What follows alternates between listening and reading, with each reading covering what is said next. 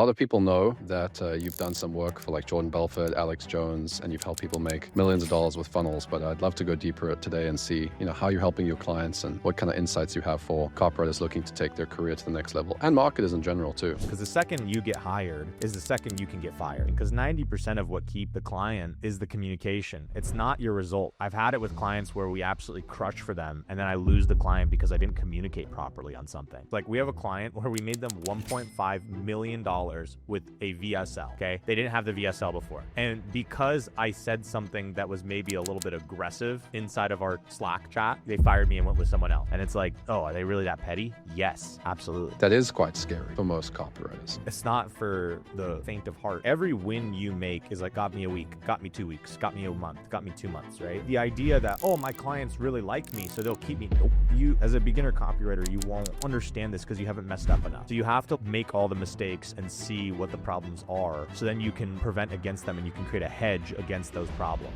The big mistake that I see copywriters make is... All right, so today I'm here with Nick Verge. Thanks for joining me, bro. Really appreciate it. I am looking forward to asking you a lot of questions. A lot of people know that you've done some work for like Jordan Belfort, Alex Jones, and you've helped people make millions of dollars with funnels. But I'd love to go deeper today and see, how you're helping your clients and what kind of insights you have for copywriters looking to take their career to the next level, and marketers in general too. Yeah, I have I'm known for very unorthodox insights. So I think this will definitely be very different for most people, probably not what they're expecting. Yeah, I mean, we were just chatting before this call about content and how it's not as trackable as the type of work that you like to do. Mm-hmm. Now, what's that all about? I think if you go and you study the roots of our industry, specifically copy, you're going to end up at direct mail. So if you go back far enough, you're going to end up at direct mail. You'll end up as well at like newspaper advertising. But the original form of advertising was like branded advertising. So most people know about, people like Eugene Schwartz, breakthrough advertising, and, in general, people have seen Mad Men, the show, where they'll see the billboards with the logos and with the, pretty pictures and whatnot. Like, that was all very much so branded focused advertising. It really wasn't direct response. Now there's episodes though, where inside of that show, they're like, hey, we want to do coupons, right? And coupons were like the first form of direct response, because if I brought in a coupon to the store and they, at the end of the month, were like, okay, we've got 10,000 of these coupons, we can measure the response. So it's direct response. I hear people say it all the time, and then when I ask them about what does that mean, they like don't know why it's called direct response. It's because we're measuring the response that we got from the campaign. So coupons were the first version of that. And then eventually what ended up happening is that, not everyone wanted to just do coupons all the time. And once mailing became like more frequent and it was a little bit more available in the country and whatnot, people could just buy lists and they could just blast mail. People like Gary Halbert, for instance, would cook up an offer, get some janky fulfillment on the back end of it, and then just blast out letters. And they'd figure out what letter out of, like, let's say they blasted out 200, 300, 400 letters, what letter converted the best. Then they would go and they would actually just see, okay, hey, this one did the best. Let's now send it to 10,000 people. Okay, we'll do another A/B split test. This one did the best. Let's now do it to 20,000, 30,000, 40,000. Before all that, it was catalogs. Like, they would ship catalogs to a small town, because you can't go to the big city to go to Macy's and whatnot and go grab, whatever you need, pots, pans, clothes, jackets, whatever. So all of these forms of direct response are kind of the origins of our industry. And it's only realistically within maybe the last, I don't even want to put a number on it, but recently, where organic content, and when I say recently, I mean in the grand scheme of things, we're talking about over the course of like 120 years. So when I say recently, you can filter that properly. But branded content became a really big focus. And I see the validity for branded content. I'm not against content. I post content. But when it comes to providing a service to someone, what I want is I want to get paid a lot of money. And I want my income to be directly tied to the company's revenue. And with organic, sure, there's some stuff that you can do, but you're very much so at the mercy of the algorithm, and you're very much so at the mercy of whatever that person's brand is. So if I'm coming in and the client already has 500,000 followers on Instagram, well, you bet your butt we're going to be posting stuff on their content, but they're going to dry that out pretty quickly. So what I found, like, for instance, we had it once where we were running a like gut health offer for a female influencer who had like a big health personal brand and everything like that. And she was posting and she wasn't really getting that many sales, but she's like, I have 700,000 followers. I don't understand why. And then we go and look at her demographics. It's all guys who are just following her because she posts booty pics and pics that are provocative. Yeah. I'll let the viewers fill those details in. So, it's just not the same as I have a specific message with a specific form of media. Maybe it's a video or an image. And I can see, based on that, how many clicks do I get? Based on that, how many people actually took me up on whatever offer I had, whether it is something for free, something that's paid, something that's you need to register, whatever it is. I can have a lot more control over that, because with content, you don't have a dial.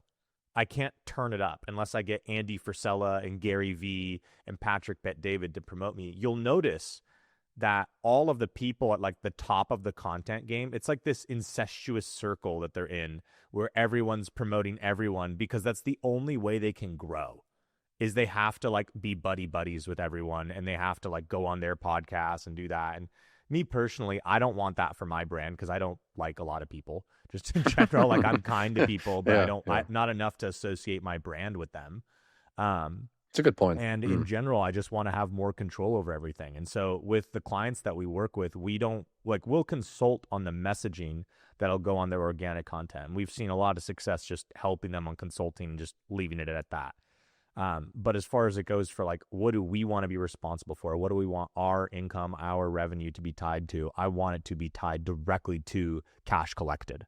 And that comes from paid advertising. I don't want to do it from organic. It's interesting because a lot of the marketing agencies that I've indirectly worked with through copywriters I've coached, they often find that the best clients that they can scale with paid have more organic as well to support that, like that trust. So what is your thoughts on, how to leverage organic maybe for more direct response results from like ads or something? Yeah, it's not me saying that organic doesn't work. Like, organic does work, and it does help paid ads. But I can also show you people who weren't doing organic at all and just were an absolute menace at paid ads and just were better than the people that I've met with organic. So there's a lot of stuff in the marketing world where people will say, well, I found this. And then it's based on like one client or like two clients or like three clients. And then I can go and show you 4 clients where that's not the case. And so it's like, what's the epistemic, like how are we creating a thesis here? What's the foundation for what we're saying is true and is not true?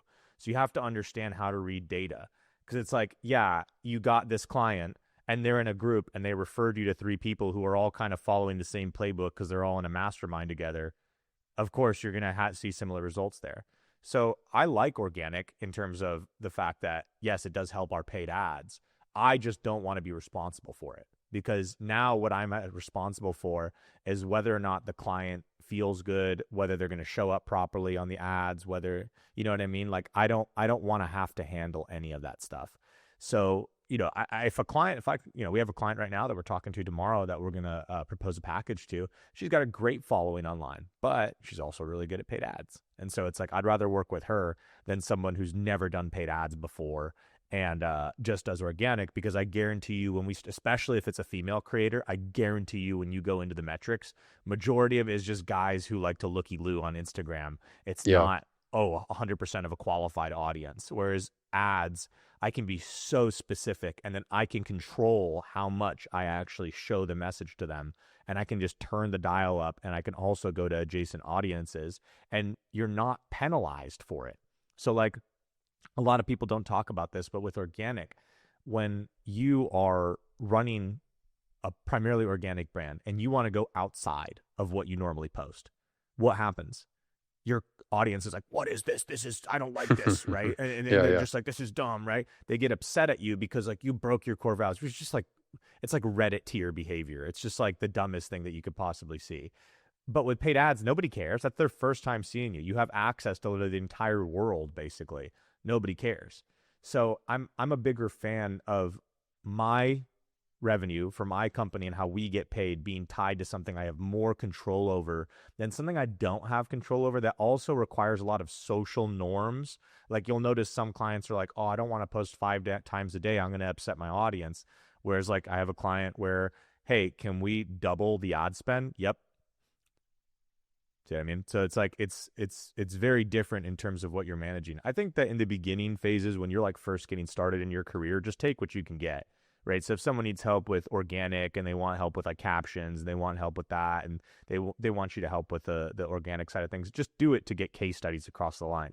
But eventually where the big boys all play at is paid, because Yeah. it's so much more controllable. And also paid leads to organic. When someone buys your stuff or they opt in for something and then you're linking your social media, it's just nurture. So I don't like only being dependent on nurture. I want to be dependent on paid, because it's so much more controllable. I've definitely found for the copywriters that make the most money that I coach, they all have paid clients. So it's definitely like if you want to be in direct response, this is where you can easily justify premium rates. Whereas if you're doing like organic, I like organic quite a lot because I've done a lot of stuff for my own brand with organic. But if I were to go and sell a service to a client, let's say not info, not for myself, not sell coaching, but be a service provider. I was working with a client that had like 1 million followers on Instagram, and it was damn irritating trying to figure out what the actual messaging was that was creating like the boost, because it's like you run all this stuff, you do all these stories, even stories, you do like IG shout outs. Where's the direct attribution? Like you can't track it properly. And it's like they were spending all this time trying to get this tracking. And it's like, is it last month's IG shoutouts that have just nurtured to the point that there's now sales? And that's the data that you're thinking is actually like this week's shoutouts. And now we change the messaging from like, you don't know what messaging to change because you don't even know the length of the sales cycle. So that was damn irritating. And so it's like, that's why I've always enjoyed email and paid stuff. And all my best clients always had a lot of paid. So yeah, I'm with you. Yeah, I mean, dude, it's like there's degrees of which you can track things. Like if someone's speaking at an event, okay, that's wildly untrackable on what the conversion rate and what. I mean, you could say, hey, this many people were there and this many people converted, but like you don't really have control of how many people show up to the event. And then like let's say you're doing like a networking event. Okay, that's even less. So then let's move to the right. Okay, now you're doing organic content. Okay. Now you're doing like paid ads with like opt-ins, and then you have like a full funnel strategy. You see how it moves to being more and more controllable. So why I think people don't want to do paid ads and don't want to manage it is because there's a lot of responsibility and there's a lot of pressure on you, and that you got to make the campaign work. So it's not for, the faint of heart. It's not for people who don't want to actually bear the burden of the fact that we live and die by the sword. And so that sword is paid ads. So I've had it where a campaign doesn't work for a client. Well, you have to set the expectations proper with the client, that it's like, this is paid ads. So this is not a lottery where you're going to launch an offer and get $5 million overnight. I have a client where we've been working for them for a year. It's a very difficult offer to crack. It's a B2B offer. We haven't really gotten them notable results over paid ads. It's been difficult because we've had to test a bunch of different offers. We've had to test a bunch of stuff, but because I set the expectations right, I'm like, hey, dude, you're going to go hire another agency maybe. Like you're going to be pissed off. Hey, we didn't get results of this guy for 6 months, 8 months, whatever. But you have nothing up and running right now on paid ads. You have 0 paid ads offers that are validated, versus all our clients that are crushing it all have paid ads offers that are validated, that are working. We have literal data and metrics that we can go towards. So I have to first find product market fit for you. That takes a lot of time, a lot of effort, a lot of energy, right? And it's like, if you want to go and hire some other agency because they're going to put some shiny BS in front of you, like, oh, we'll guarantee you this, go for it. But you're going to end up right back in the position you're at right now. So we will handle everything for you and we'll get you to that point, but it will take time. And it's being able to understand it. Like you as a beginner copywriter, you won't understand this because you haven't messed up enough. So you have to like make all the mistakes and see what the problems are. So then you can prevent against them and you can create a hedge against those problems. And just knowing how to navigate the communication, because 90% of what keeps the client is the communication. It's not your results. I've had it with clients where we absolutely crush for them, and then I lose the client because I didn't communicate properly on something. And it's like, oh, are they really that petty? Yes, absolutely. Yeah, I think that when it comes to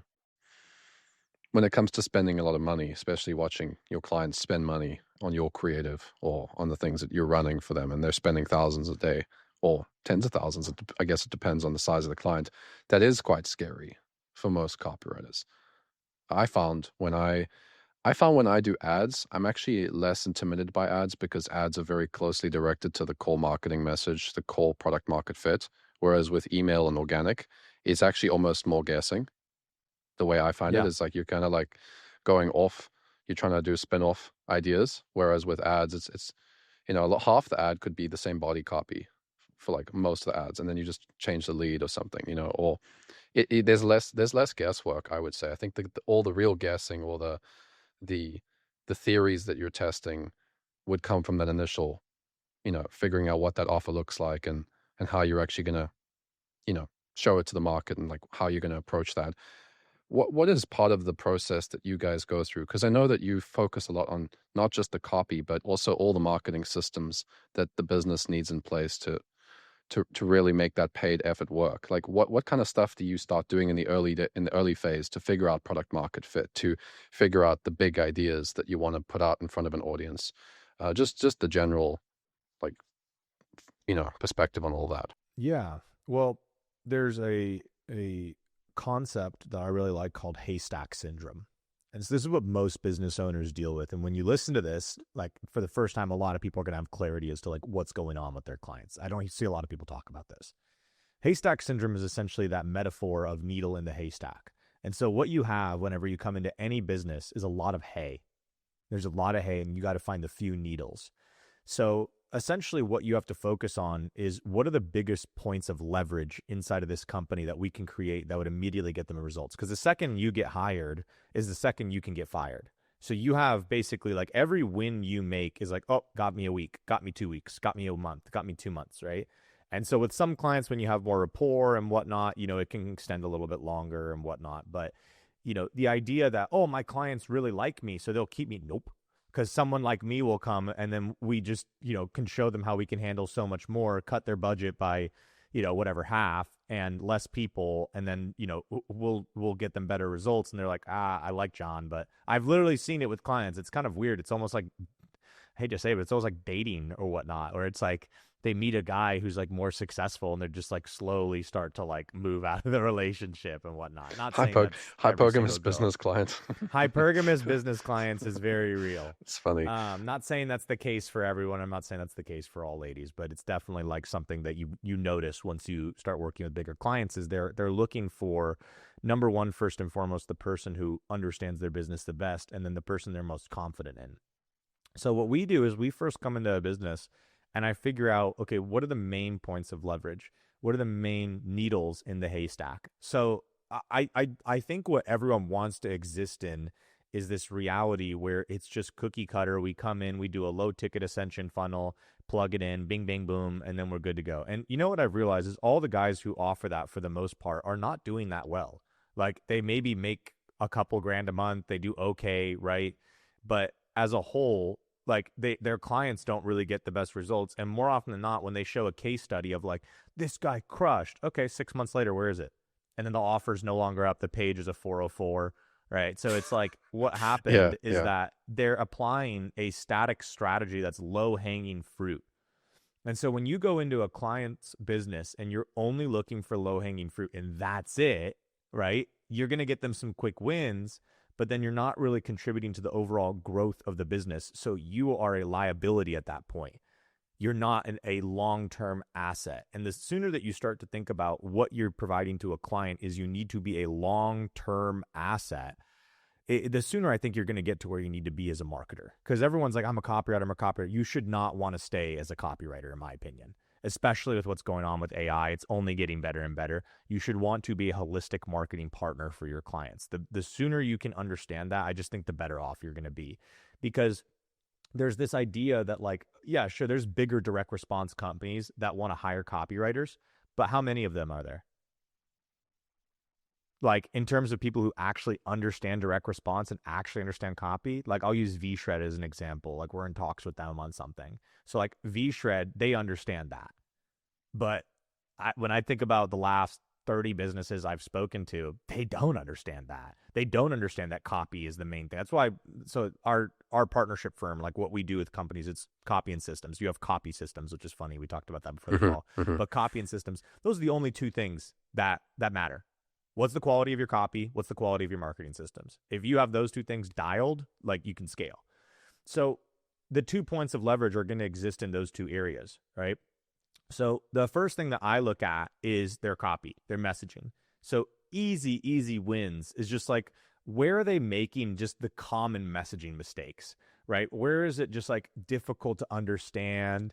What you have to do when you look at someone's stuff is you have to like dumb yourself down a bit.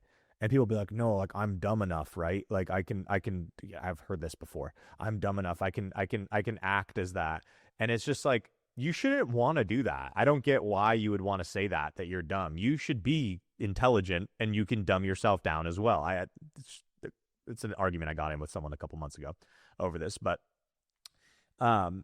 you should be able to dumb yourself down to the lowest IQ customer that you can imagine. Now that may be hard, but you should act like you can. So where are points in the video sales letter, in the sales letter, in the messaging, in the ads that you're just hitting this like point where you're like, I don't understand what they're saying right now?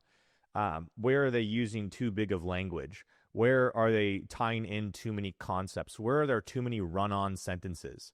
So what most people don't understand is they believe IQ is like how smart someone is. IQ is about pattern recognition. So I had a client where we were doing a private day in Nashville. Have you ever been to Nashville? It's like a little mini southern Las Vegas, basically. It's like you could go there and just like realize immediately what I'm saying. It's like a country, everything's music, everything's live music, and there's this strip called Broadway. And so he was asking me about IQ, and I said, you know what? I know how to demonstrate this perfectly for you. It's about 11 a.m. right now. Let's go to Broadway. And so Broadway at 11 a.m. on a Saturday, you would think it would be dead, right? No, it's completely packed with people who are going from bar to bar, getting drunk, going from, different No way. country bar to another. That's Yes, funny. dude. Interesting. Yes, bro. Okay. And like people will be sloppy drunk at like 10 a.m. It's not like a pretty sight. But what I told him is I was like, okay, IQ is about pattern recognition. When you take an IQ test, what you're looking for is patterns, right? There's all these different little things, right? So what they're trying to see on an IQ test is how many patterns can you recognize that are visual, right? But more than anything, it's about understanding the holistic patterns of life. Usually high IQ people can see a lot of different patterns. So we walked down Broadway and I just told him, observe everything. Just observe everything. Don't judge yourself. Don't try and hyperfixate on anything. I want you to observe everything you possibly can. And he was like, okay. So we walked down Broadway. This guy's drunk, that guy's drunk, this guy's yelling at a cop, blah, blah, blah, blah, blah. It's like Las Vegas. It's crazy. We get to the end of the strip and we're there. I'm like, what did you notice? And he was like, well, there's like a lot of just like not really good decisions that people are making, right? And people are just drunk at 10 a.m. or 11 a.m. whenever we went out. And like, I mean, it's just a lot of craziness and whatnot. And I asked him, I was like, do you think that these people that were on this strip that we just walked by, are they good at understanding the patterns of life? And he was like, probably not. Their pattern recognition is at the level of, oh, I drink this, I get drunk, and I have fun, right? Or we go here, fun, right? Some people are on a bachelor party. They're not thinking, right? We're not Sure. creating a general statement. We're just trying to kind of create a subjective view of everything. And so what I showed him and what I kind of was explaining to him is that most people, they don't have the ability to think 2, 3, 4, 5, 6 steps ahead. Just like most people in a game of chess can't think 2, 3, 4, 5, 6 steps ahead or moves ahead. Life is like that. So majority of those people that we saw at 11 a.m. getting drunk are going to tomorrow at 11 a.m. get drunk and tomorrow at 11 a.m. get drunk. And they're always going to be focusing on that. So their inability to understand the pattern that I'm getting drunk and this is probably ruining my life and draining my bank account. And then on top of that also, like, I'm not healthy right now. Like there was a lot of overweight people and everything. I was like, that is low IQ. And so that exists in an experiential realm, right? But then as well, it exists not only in like their principles and how they operate their life, but even just like in basic stuff like the way they can read copy and the way they can read in general. How many people are reading Dostoevsky? How many people are reading Plato? Not a lot. Why is that? Because there's a lot of run-on sentences with a lot of patterns inside of one pattern that's inside of a chapter of patterns, and it requires you to have a ability to like read things that are difficult to understand. So if you ever read, like people will read like Gary Halbert copy. Why is Gary Halbert's copy like 8 words long each sentence? Why is that? Because he's optimizing for the lowest IQ individual that he can get. He's optimizing for the broad majority of people, which are under 100 IQ. If you think about the bell curve, right, 100 is like the middle right there, and then like 115, 120 is right there. So let's just go from 115 to the left. Okay, that's like 75% of the population. Then from 100 to the left is like 50% of the population. So that's a lot of people. In America, 150 million people, let's just say that, because it's about 300 million people in the US. That's about 150 million people that do not have the ability to understand patterns. And they can't think about things in terms of patterns. So you have to keep it as simple. One point leads to the next point, which is very simple and easy to understand. That's why we write like that when we're orientated towards a lower income, lower IQ. And there's studies that show this. Everyone gets super upset when I talk about this because it's it's racist or whatever. I'm like, it's not racist or whatever, or classist. But the lower IQ someone is, the lower income they're going to have. Why is that? Well, it's because it's just statistically proven. You can look up all this stuff, and I'm happy to send the studies afterwards. But you can literally see that it's your inability to understand your spending patterns, to understand, okay, how does a business work? Like, how do I increase my income? The patterns of your own life that are causing you to drop in performance so you can't really exceed at the job. Like, I could just go on and on and on about it. So that's the first thing that I look at with clients is where are they not speaking to the average individual? Where are they speaking over their head? Right? Where are they talking to the person in a way that doesn't actually appeal to them? That's the first thing in the copy. The second thing is, where do I feel like there could be a little bit more clarity in what they're saying? So sometimes people will use a metaphor, and like they're starting off the presentation or the VSL or whatever with a metaphor. And I'm like, that's not a good metaphor. It's not visual. It's not descriptive. It doesn't really make a lot of sense. Right? And so I'm like, we need to change this. Like, they're using a metaphor for like a car engine. I'm like, okay, what percentage of the population actually understands how fucking engines work? Like, they don't even know the concept. It's like combustion and the engine and whatnot. If you were to pop up someone's hood, explain how this engine works to me, I don't understand. But if you were to use something like baking a cake, okay, now we're talking. Like, this is what most people can understand. So I look for that. And then as well, like the offer, right? Where's there not clarity there? Where can we maybe make the offer a little bit juicier, a little bit sexier? How can we solve more problems? And so on, right? And positioning, maybe there's a specific form of position that they're not taking that we could be making. Maybe we're not speaking to the problem as a whole, et cetera, et cetera. Okay, so there's that base level of what I'm looking at is just like, where are they not doing a good job of just dumbing things down and making it super easy and simple for someone to understand? Low friction. We want it to be that someone watches it and just goes, uh-huh. Like, we want them to literally just be like, yeah, that makes sense, right? So that's the first layer. The next layer of that, after that, is looking at the actual campaign itself, okay? So this is now where we start to step into systems. So, okay, perfect example, we have a client right now that we're talking to, prospect, I should say. They're going to be a client, but prospect. They have it where they're only doing bottom of funnel campaigns. So it's just, hey, if you're ready to buy now.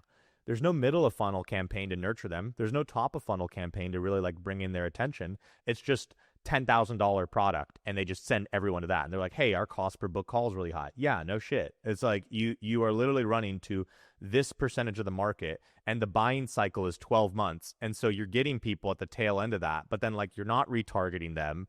You're not really making an effort to nurture these people. You're not bringing them into your ecosystem. You're not collecting their emails, et cetera, et cetera. So that would be like, from a campaign structure perspective, what are they doing wrong? Okay, maybe they're not really focusing on any of that top of funnel, middle of funnel, bottom of funnel.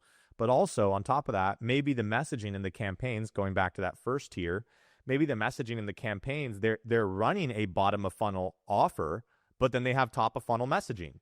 And they're running a top of funnel campaign, but it's bottom of funnel messaging.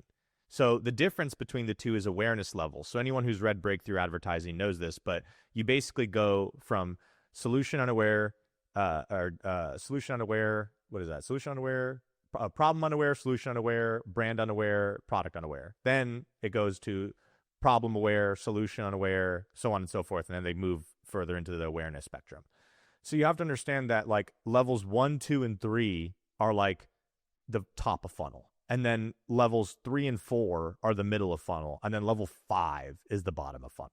And so you have to understand how to run the campaigns that way. So that's the next level, is looking at that. And craft that's As actually how well. you end up writing the headlines and leads and everything that gets Absolutely. attention in the first place. So You it's have like, to know where they're at. yeah. Because if someone has no idea about the problem, I'm not just going to be like, finally, the product. Like, no, they don't even need to know that. They need to understand what their problem is.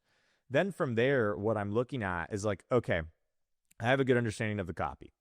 I have a good understanding of the overall like marketing systems that they have in place, but I want to get more granular. Okay. Do they even have email in place? I'm shocked at how many people don't use email still. It's ridiculous. I'm sure Even you can big speak to guys that don't. as well. Oh no, even big businesses, they got Yeah. like an amazing 8-figure launch, and their emails they don't even have a abandoned cart properly set up. Mhm. Yeah. Yeah. So I'll look at emails. I'll look at the overall like fulfillment structure on things. Like, are you putting the offers in front of them again? Are you calling the leads? Like, I've seen that so often. Someone buys a low ticket product, they're moving them to a 2K product or then a 10K product, and no one's calling the people that literally are giving you their name, address, email, phone number. What are we doing here? Like, this is just silly, especially in 2025. Like, you have to call the people. You have to call them. So do we have a proper sales team in place? Are the salespeople actually doing what they need to do? And I'll go to the messaging here in a moment, but because we're in systems right now. Then the last component of it, this is where I have media. I handle media because it's the easiest win. No one wants to run the ads. And when you're like, I'll take responsibility for the ads. Yeah. You're a lot more successful with clients. I want to ask you later about this. So I'm going to actually take a little note here, like, why don't people want to run ads? But let me get back to that in a bit. Yeah. So I have a media buyer who's an absolute genius. His name's also Nick, funny enough, which is like, we were like, should we just only hire Nicks inside of the company? That'd be hilarious. It'd be very difficult for meetings, but he's an absolute wizard. So I send him on the campaign and give him access to the Facebook ad account, the Meta ad account. And I'm just like, can you go through and just like check whatever, is there something wrong with the structure or whatnot? He'll usually find 2 to 4 issues. They're not properly set up to high rows, right? These are like the last string of problems. Okay. And it really shows like where they're not tracking things properly. They're not running the campaigns properly. They're not setting things up properly. Okay. So you have this whole, like, think about it like a pyramid, right? An inverse pyramid of all the issues. And it's almost like, think about a funnel, right? So a funnel has this point where there's what we call the bottleneck, right? You have to identify where is the bottleneck. I find that more often than not, it's at that first and second level that I told you about. So the bottleneck is going to be at the messaging itself, right? And then you have it where the next part of it is going to be the systems and the way that the campaign's structured. And then you have it after that, right? Where it's like the granular systems, and then it's the ad account. So here's a perfect example for you. If I have 3 machines, okay, and they have an input-output focused, machine number 1 can do 100 outputs per hour. And then machine number 2 can do 100 outputs per hour. And machine number 3 can do 50 outputs per hour. How many outputs per hour can I get? 250. 50. You mean like one by one, like all separate in separate 100, machines? Okay. Yeah, I mean, think about it. 100 can move to 100 and then is bottlenecked by 50. Oh, okay, like So an it's not an 250. automation line. Okay, yeah. Exactly. I thought you meant like So- 3 so- separate lines. Okay. No, all connected together, right? Okay, That's yeah. what ends up You'd happening. be at 50. So that's how we look at the company. What I mean by looking for the needles, and this will tie it in. This isn't like an easy thing to explain to people. So if they're looking for like a low IQ Gary Halbert explanation, I'm sorry, I haven't figured out how to do it yet. But it's just like you're looking for where's the bottleneck. That's the needle. That's the first thing that you have to fix inside of the campaign. That's the first thing you have to fix inside of their systems. So we look for that. And usually if it's at the bottom on the messaging, the big mistake that I see copywriters make is they're like, oh, well, I'll go do my research now. And they go to like Reddit and they go to like Quora and they go to like Amazon book reviews. I used to do this for years.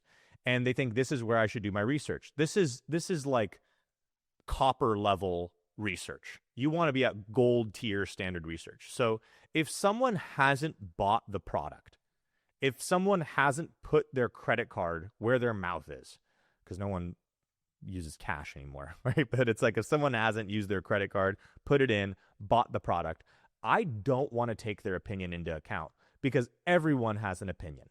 Everyone. Like I've had it where, clients will be like, this guy said this to me. I'm like, is he a customer? No, who cares? Don't listen to them. If the customer says something, it's more valuable because we want to optimize for the customers. So what we do is we go look at sales calls. We go and talk to the customers like we have it with this prospect where we're going to literally get on 5 to 10 calls with her best clients and talk to them. We optimize for check-in forms as well. Like if you're in a coaching program and there's a form that people can check in. Perfect example is we have a client right now who's doing around like $600K a month. And when I came in, they were doing like $60K a month. This is probably like 3 years ago. So came in, redid all their messaging. They're now at $600K a month. So they 10x their business effectively. And basically what they saw was that the messaging that we created was resonating a lot with their audience, a lot.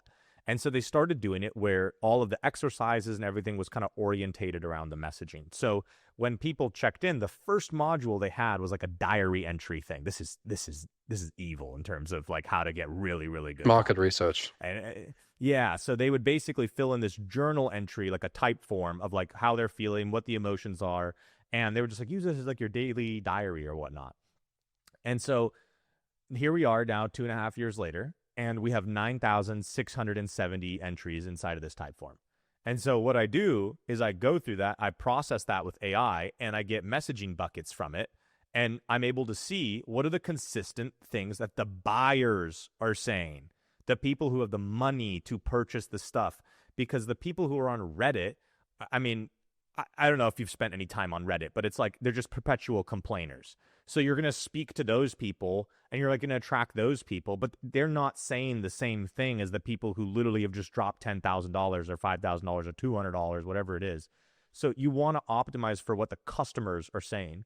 And so it's setting up, and a lot of times clients don't have that in place. They don't have some form of check-in. They don't have some sort of survey. They're not reaching out to the customers and getting on interviews with them.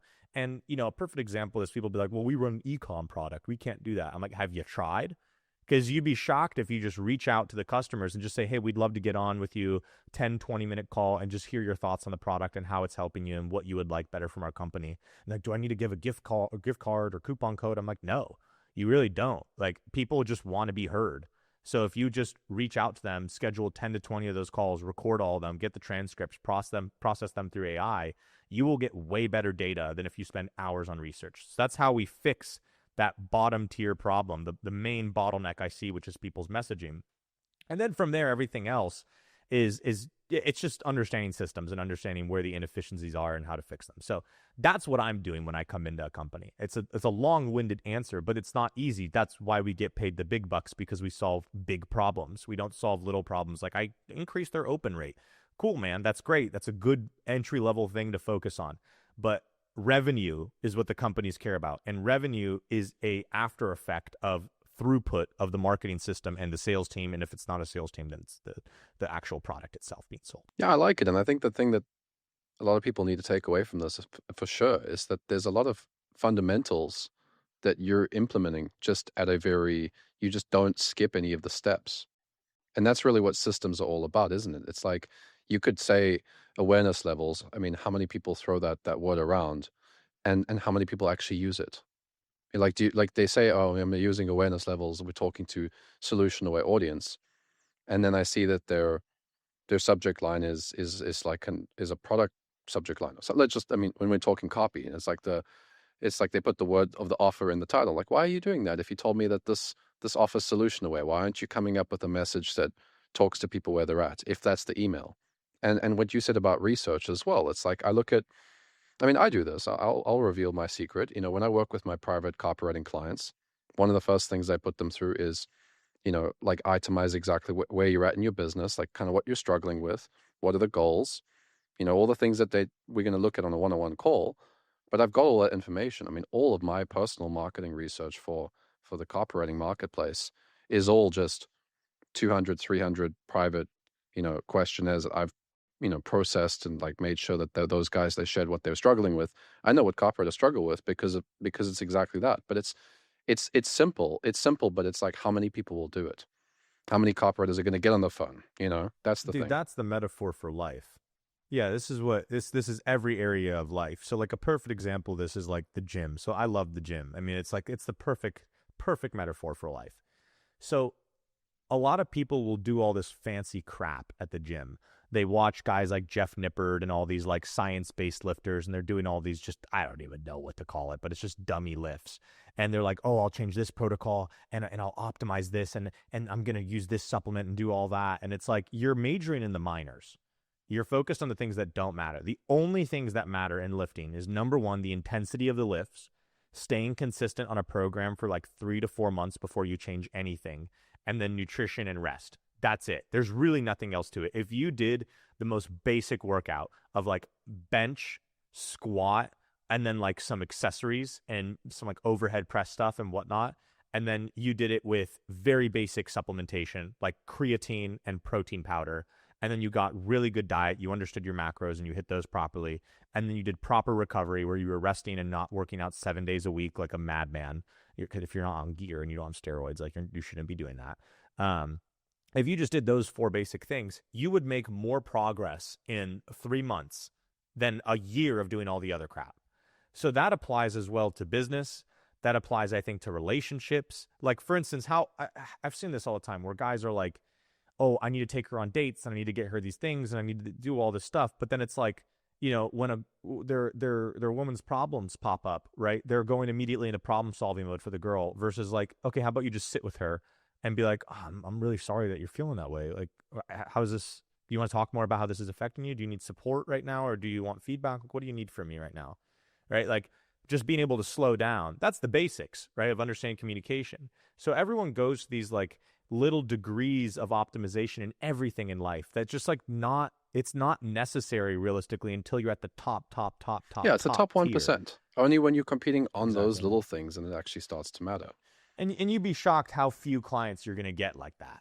Like even big Yeah. clients, they But I don't mean, you even can't need that. usually, right? Because it's like by the time Yeah. that they're ready for the 1% optimizations, the market has slightly shifted its interest. So then you have Absolutely. to go back to the Absolutely. fundamentals again, right? Like that's Yes. how I always see it. Because somebody will come in, you know, I used to do this, Nick. I used to come into guys' businesses and optimize their email marketing. You know, come in and do all the sequences and the broadcast emails and make sure the messaging reflects everything. And I would actually build the email automations based on awareness levels, typically. Like reverse engineer the psychographic awareness level based on where they're at in the funnel. And I got so granular and I was quite proud of my little system, you know.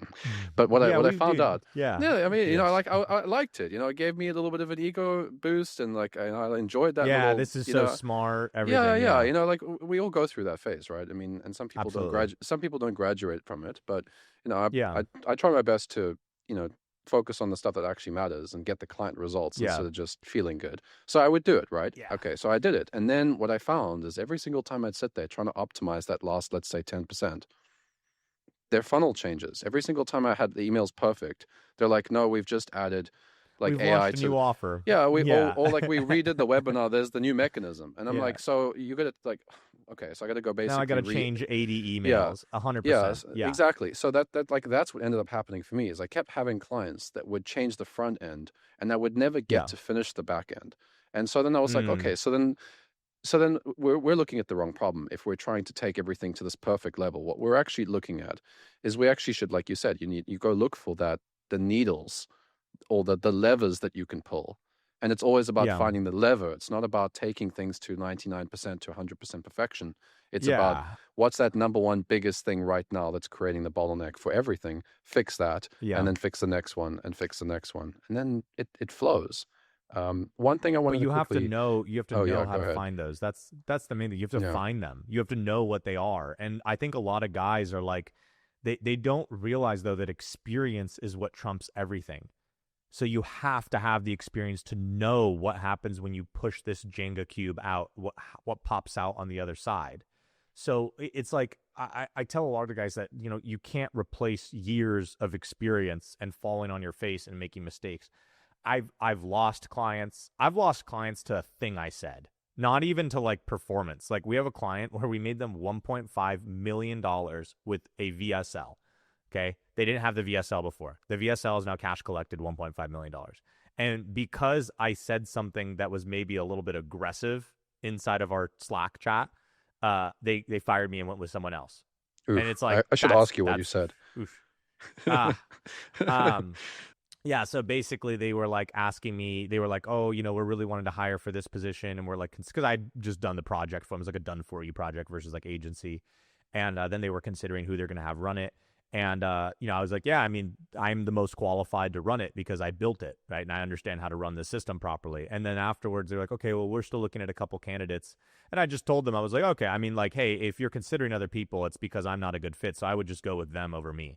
And then they just immediately like they didn't like that. They were like, I was really taken back by that comment, and it really struck me the wrong Taken way. It's back, just yeah.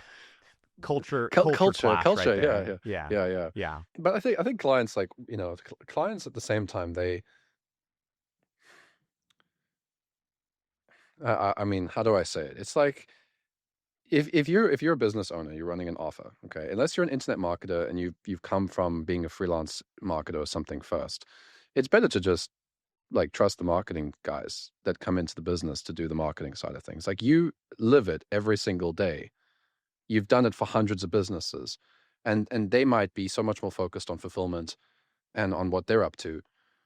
But I mean, you'll get clients that want to kind of know and own every sort of department, and they can actually be quite difficult to work with because they always have to come in and change something. So yeah, that makes sense though. I wanted to say something about the IQ thing, because I've also thought about this, because I used to say that, similar to what you say, like, there's a lot of these guys, they don't have the pattern recognition, and I realized something as well recently that actually makes it even easier for me to think about this, because I also like to think that there's also the balance of like wanting to know that the customers are smart, or like, the buyer is not some random person. It's what's that quote? It's like, the The customer's your buyer's your wife. mother. Yeah, yeah, Yeah. or something like that, right? So it's like, well, how do I reconcile the two? It's like, well, it's very simple. People are very busy too. So if you're 100% focused on something, your pattern recognition is also better. But when you're going about your day-to-day life and you're not paying attention to stuff, you also don't have the bandwidth. So I find a lot of people that buy stuff, even if they have a very high IQ, when they're in that consumption mode, when they're scrolling and they see an ad, they're not using 100% of their focus and attention. So you can't talk to them even at their actual, let's say they're 130 IQ. They're actually going to behave like somebody with 90 IQ, just simply because they're on the train, or because they're making food in the kitchen or something. It's like they're not even paying attention to the same level anyway. So They're in an if Uber. anybody Yeah. here, yeah, if anybody here feels like, oh no, I don't want to be disrespectful to my prospects, it's like, this is not what it's about. It's about the fact that people are busy. A large amount of the market is actually got a lower IQ, and that's okay. It's just the data's in. And the people that do have a high IQ are actually also like not paying attention. So like, they're also going to not really give their quality. Like, you can speak like that to people, and it's okay. Yeah, I can tell you that like from my own personal experience, like I used to think like it's like this white knight kind of syndrome where you're like, you want to go against what human nature is. And you want to do it the way you think it is, and like you want to optimize for you. Like, let's just be honest. If you're a copywriter and you're into the concept of marketing psychology, which is a whole nother concept, we can my problems with that, we can go into that. But if you're into copywriting and you like writing and you like reading, you like studying, you need to understand that not a lot of people think that way. Perfect exercise is, if you're in the US, go to Costco and ask yourself if you think these people are really trying to better themselves on a day-by-day basis. Are these people really trying to push themselves intellectually? Are these people really trying to strive for more? And what you'll wake up to is the human nature that most people orientate themselves towards homeostasis, just maintaining. And it's a waking up moment to go, oh, I shouldn't fight against this. And you don't need to make it this cynical thing. Like, I see this with a lot of copywriters where they get cynical about it. That's why I don't like majority of the industry, is these guys manipulate in a negative way. I think manipulate is a neutral word in that, like, I can take this wallet right here, right, and I move it up. I've just manipulated it. I can take it, put it down. I've manipulated it, right? So you can manipulate in a neutral way. But a lot of these guys, they are predatory on low IQ people in that they lie to them. That's where it's an issue. But like, okay, perfect example. There's this great company. You guys can look it up. It's called Menerals. So it's Menerals. And genius marketing campaign. I've been seeing their stuff. I kind of want to buy it, honestly, just because I like their product, but their marketing.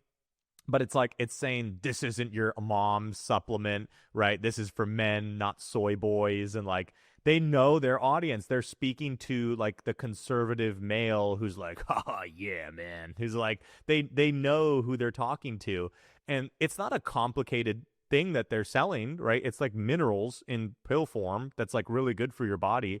It's to blast your testosterone so you can get hair on your nuts and whatnot. Like, it's just like stuff like that. And Yeah. and you think you're like, oh man, like they're speaking down to people. Bro, we read it and we laugh and we're like, I'll buy it. That's funny. It's like that's the reality of how this works is you just meet people where they're at. You're actually probably I think people think they're being virtuous by thinking what you're thinking. Oh, I don't want to do that, right? I don't want to optimize that. You're actually like not doing a service to you're doing a disservice to the people that you're Yeah. writing to and that you're creating marketing for. So I realized this eventually, like it really became clear to me when I started studying philosophy.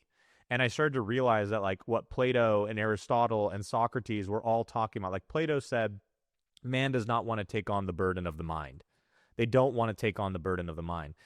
The same thing that happened in the years of these Socratics and pre-Socratics is the same thing we have today. The masses just want like basic comforts, right? They just want bread and they want the circus and they don't really want to have to struggle all that much. But when you're kind of in like a pseudo entrepreneurial role as a freelancer, and then eventually you move on to running the business and you're doing like an actual entrepreneurial venture, what you'll realize is that you're in the minority. Most people don't want that. It's like I go to my church, for instance. I love my parish and I love the people that are there. But I remember sitting down with a group of them at like a men's retreat we were doing. And one of them said, yeah, the only way that you can get ahead financially is you have to screw someone over. And like, that's the belief that he holds. And we were all just kind of sitting there and, no one really said anything about it. Some people were like, yeah, I agree with that. Right. And the majority of these Yeah. guys that I Yeah. talk to love them. But I realize that like, they don't have the mindset that is required to run a business, that is required to get ahead. And, it's okay. You can't put that on everyone else. So if you're the individual that's listening to this and you're like, but I want to be intellectual, I want to be smart, like I want to grow myself, I want to push myself, you need to understand that's great. And you should focus on that yourself. But to put that on other people, you are being delusional. That's not how majority of people think. And the sooner that you accept that, the better off you're going to be as a marketer. Yeah, I agree with you. And when I see people here as well, like I'm in Cape Town right now. I mean, I've heard that same expression here, and that's on the other side of the world. So it's like, well, It's no is different. Yeah. that something that people said on TV? Where does that come from? I mean, like I can't think of a movie that says that specifically. So like a lot of these little things that we all think, like all these truisms or what people say that they hold deeply, I can't actually find the origin of. I've actually thought about it, and it's like a lot of this Yeah, stuff they is just heard it it's from just someone on it's TikTok. just somewhere. Yeah. It's somewhere, but it's like yeah. but it's in the collective consciousness that people think this way, right?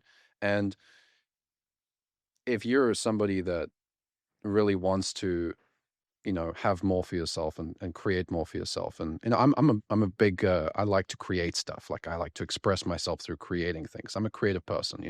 That's I like problem solving, but I like creative stuff. So for me, a lot of money is an opportunity for me to express my creativity because I have these resources to invest back into creating stuff. I enjoy that. um and so for me, that's kind of how I'm in this game. But if you're somebody that's getting into this and you have your reason, and you look at other people and you want to try and get them involved or tell them, think about how hard it is for you to change yourself. How many podcasts you're listening to, how many books you've read, how many courses or coaches that you've invested in just Yeah, to just change the yourself. majority of people aren't And doing it's that. like it's hard Absolutely. enough. It's hard enough for you to even do it for yourself.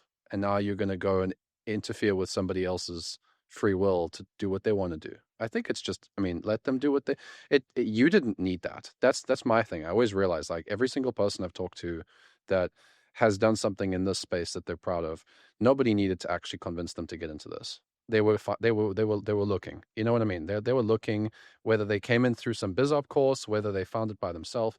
They were the one looking. Nobody said to them, nobody took them and shook them and was like, you must do this, because I used to do that. I used to tell people like, oh, you gotta get into this industry because this is where it is, and then I just realized, you look at BizOp, you look at the success rate in BizOp. I used to think that you have control over this. I honestly used to think this, and it's like I look at the data, and the data for the success rate in BizOp is like very, very close to just general data on wealth. Like if you look at how many people become millionaires, the data is like very close to the BizOp success rate. I thought that was fascinating because I used to be like that. I used to try and have this sort of, I don't know, it's a white knight complex. I don't usually use that word, but you used it, makes me think white knight. It's like I used to want to come in here and think everything I'm doing should be this like really, yeah, like, and then I got very disappointed and I felt bad for a while because I was selling these BizOp products and I was like, man, I don't know.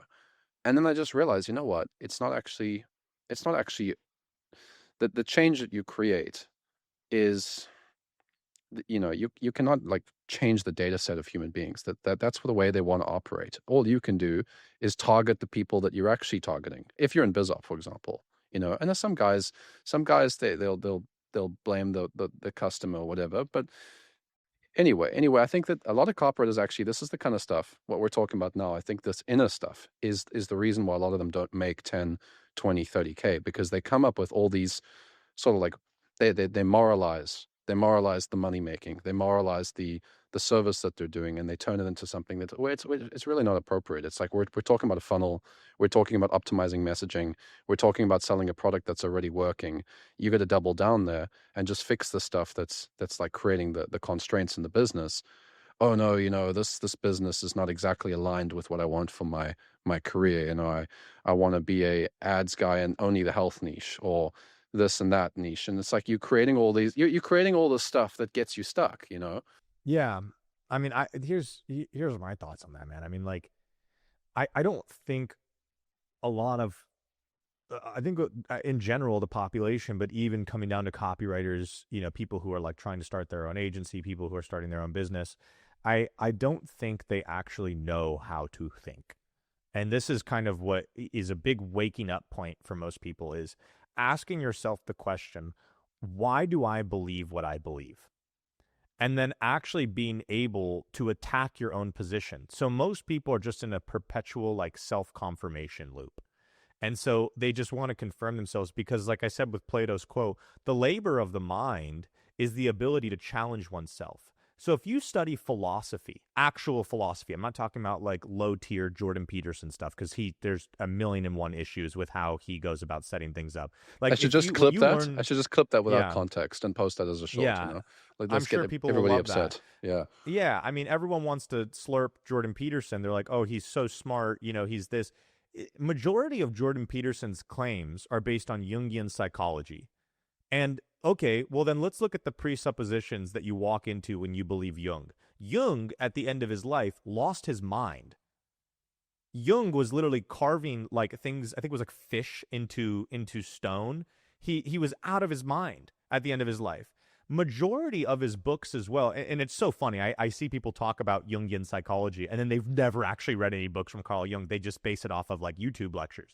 Go read Jung's books and read like a couple spaced out papers between a couple of years, and you'll realize that this dude was just kind of trying to figure it out as he went along. So like a perfect example of this is Aeon. If you go read Aeon and you read what he's talking about, tell me if you really fully understand what he's saying. You can't. And people would go, no, I do get it. I remember once we went to a Jordan Peterson event, me and a friend, and there was this lady next to us. Jordan's, he's on stage, and he's like, well, you're da-da-da-da-da, and he's doing all of his stuff. He's like, you put it together, and you inspect it, and like, where does this come from? It's like, wow, right? So he's doing this whole, like, metaphysical, It's a pretty good impression. Right, and like this thing Yeah, over and yeah, he over does again. that He's thing, yeah. painting with words, right? And this lady next to us is going, uh-huh, mm-hmm, yeah, mm-hmm. And my buddy and I looked over at her, and we were, like, looking at each other like, I'm not understanding shit this guy's saying right now. And like this lady right here is. And I posted this on Facebook, and everyone came at me. You don't know. She could be a philosophy major. And then my buddy backed me up in the comments. He's like, guys, she wasn't. Like, I'm telling you that this is just like people are trying to act like, yes, I understand it. But if we really go down to, for instance, Jungian belief. Okay, psychology in general, I said earlier I have a problem with psychology, is that it's not a hard science. So you have like the story, for instance, of the alcoholic father, where it's like you have two sons. You have one who became wildly successful and structured and goes to church and has a family and everything, and the other one became homeless. And you ask both of them, well, why did you end up here? And they both say, well, how could I not? My father. And so it's like there's no hard science to it. Psychology is really just about kind of being able to observe, and there's some utility to it, but there's no epistemic foundation. There's no epistemology to it whatsoever, because it's just what one guy said. And so if I go and I look at like Freud, or I go at Nietzsche, or I go in Jung, would you really want to listen to these guys? Like, are they people that if you actually studied their character and studied where they ended up in life, all of them lost their mind pretty much? If you go and study them, literally every single one of them. You can go look this up. Every single psychologist that's like a major psychologist, Kant, Nietzsche, Jung, all these different guys, even Maslow, all these guys at the end of their life kind of like lost their mind a bit. And it's like Kant, for instance, couldn't even leave his home. He couldn't even go like a mile outside of his home, I believe. And so what you have to look at is, are these people's models of reality, which is what they're putting out there, what are they based on? They're based on presuppositions that they go into. And like, for instance, you look at Freud, like Freud was kind of like your classic simp, kind of like he was just getting just crushed by women over and over and over again. Like, and so of course he has all of these theories about why people are the way they are. It's like the red pill guys, these guys that are like, yeah, women are like this and that. And then it's like, okay, what's your foundation? And it's like, well, I'm divorced. Yeah. Oh, what a surprise that you think this way. So you have to approach things like if you actually want the truth, which is, you say this and you're like, I want the truth. And it's like, do you really? Do you really want to go through the labor of this? Because you will really have to push yourself to understand these things. But it's understanding what is the epistemological foundation of what I believe. In other words, what is the validation of it? So like you see this with religion.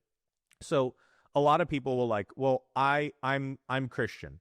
And then I'm like, okay, what type of Christianity do you follow? What denomination? I'm Protestant. Okay, why are you Protestant?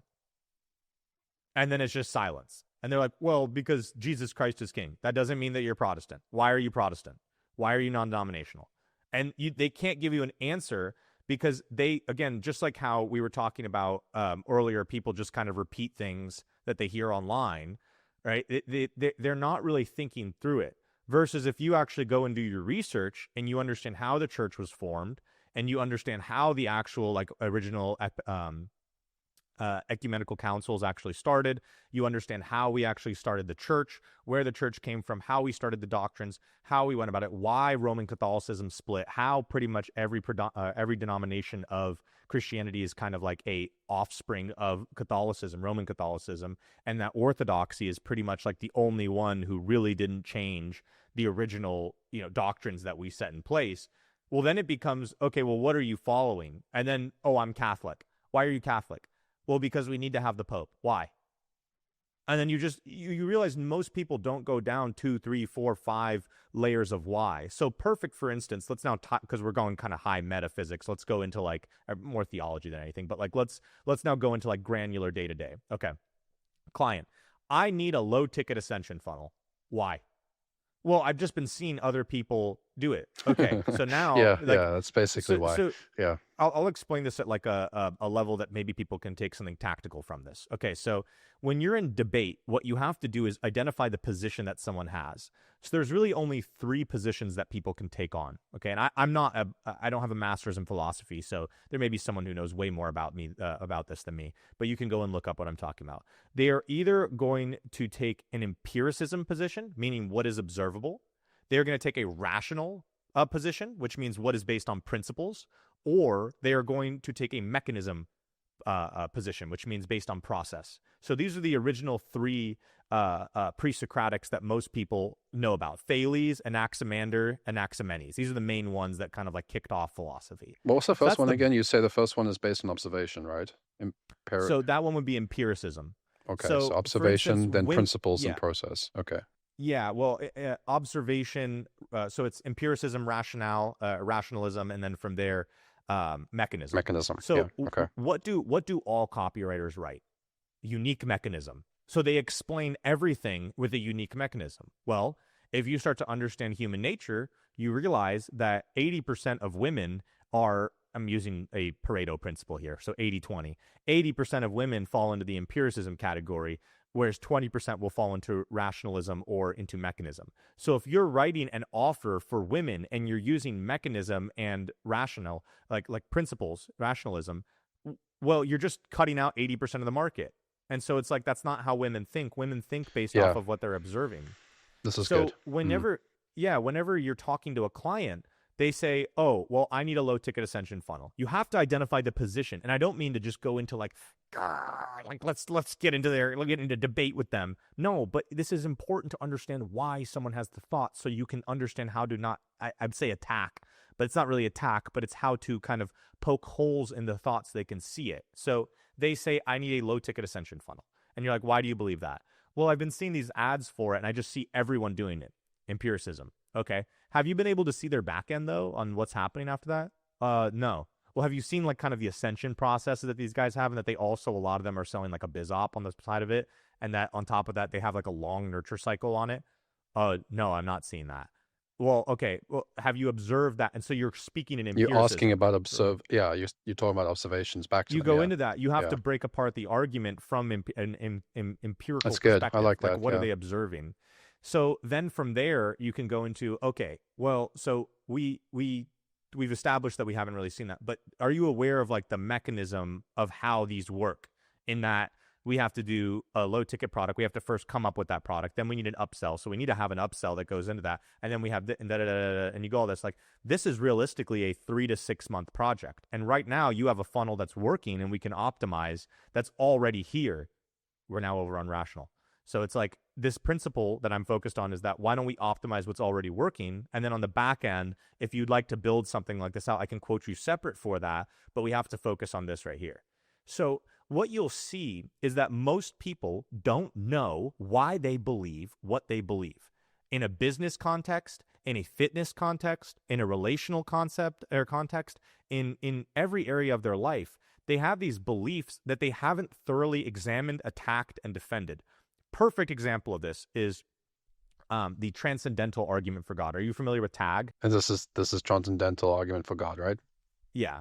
I might be. I'm not sure. No, I don't know. Yeah. So basically what it is that logic can't exist without a creator. There has to be some root cause for everything in the world. And so what there is God. So and then the next level of that is the person that will debate that, a secular individual who's atheist or whatever, will say, well, no, logic can stand alone by itself. And then you're like, why? And then they're like, oh, well, because, there's a mind, right, that we have, but it's adapted for survival.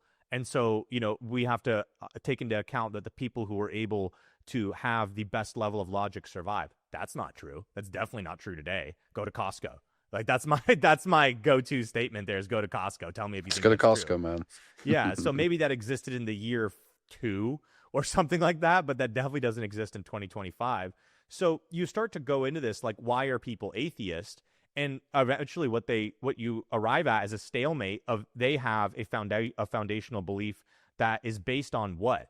It's based on, oh, no, I disagree, right? But there's no explanation to it. It just is. That's their argument. It just is, right? Logic just is. So what's a better position to have? It just is, or there's a cause, because everything has a cause in the world. I don't, like, this thing right here, this like jar of knickknacks, it dropped. Why? Because I dropped it. Why is there gravity? Well, because of the planets. And okay, well, why does that exist? What an atheist will arrive at is, well, that's just the way it is. Whereas what the transcendental argument for God creates for you is that there's now a clear origin point. And they'll be like, well, that's circular. No, dummy. It's transcendental. It's that it is literally the core. Yes, it's circular in that everything's circular at the end. It's like, if a child keeps asking you why, what are you going to arrive at? Why is the sky blue? Why is this? Why is that? Eventually, it's what? Well, it just is the way it is. Okay, well, that's not a really good answer. The kid's got to get confused. But when you end it with, well, that's the way God designed it. Now it's like, okay, we have a clear answer. So either people will validate that or they won't, but you have to ask yourself, what makes more sense to you? So I think that this is people will say, what's the best copywriting book to study? I will not tell you to go to a copywriting book. Like, obviously go and read, breakthrough advertising and read, some of the basics and whatnot, so you can understand the structure and how it works and understanding how to do a bridge and whatnot. Like, all that's important. But more than anything, like, if you really want to get good at copy, study how people think.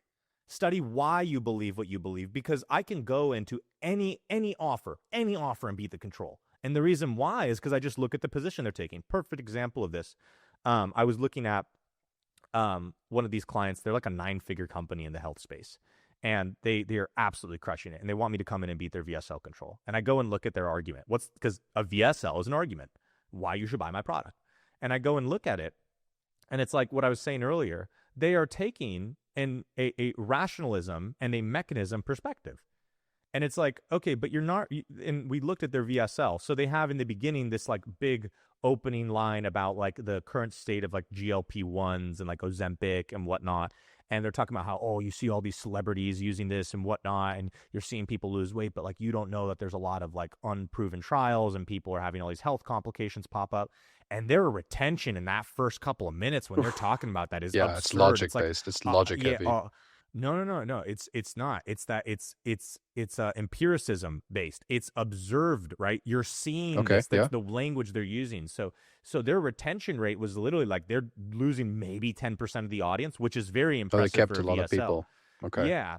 But then what happens is the moment that they move into now speaking in terms of principles, and then as well in terms of the mechanism, the system that they do, what happens?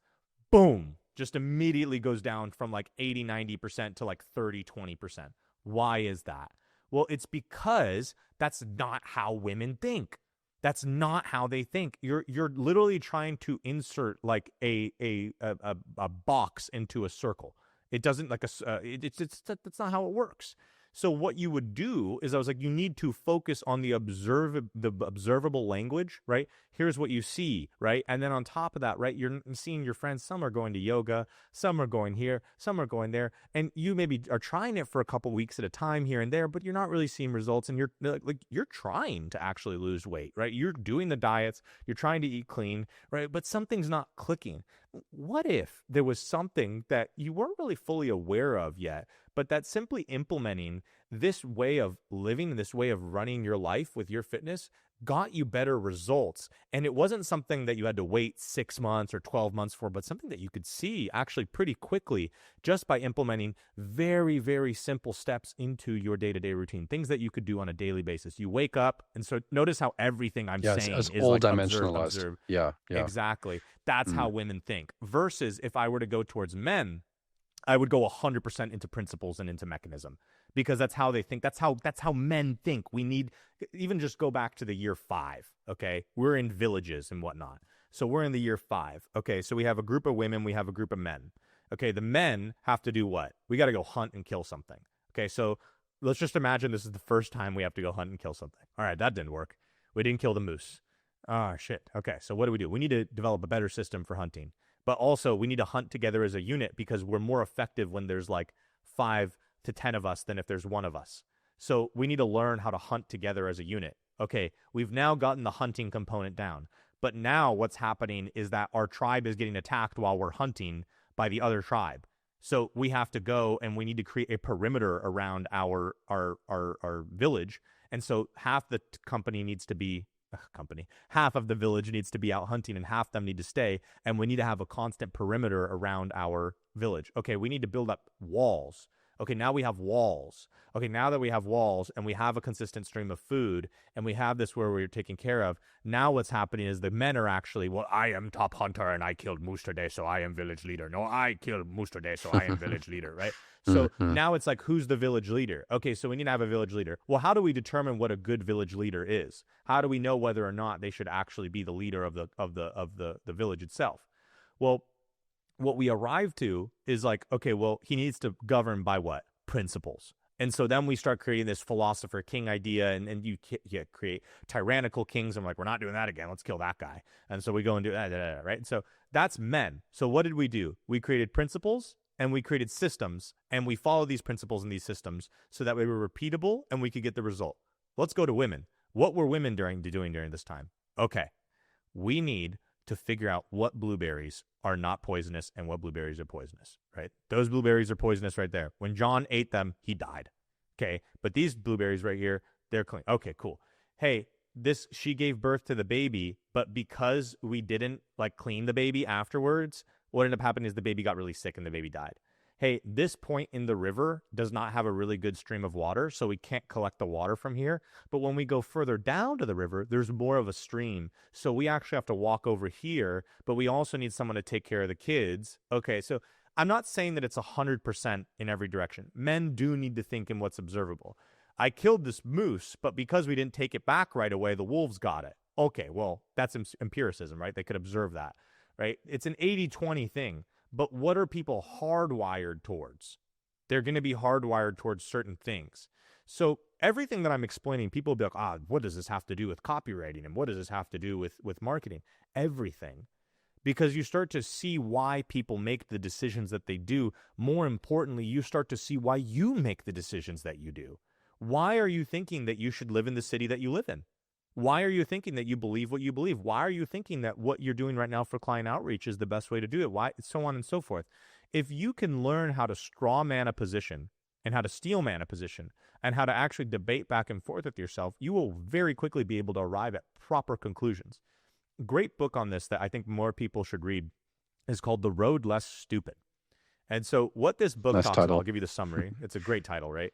Yeah. The concept of it is blocking out time to think. That's the whole book. And so what it is you first think about what are the questions that I should ask. So let's say we have a problem. I can't acquire clients. Okay, I'm struggling right now. I would write down, I'd put a timer for 30 minutes, and I'd write down all the questions that I should ask. Excuse me. All the questions I should ask in regard to this problem. Okay, and I'd write them all down.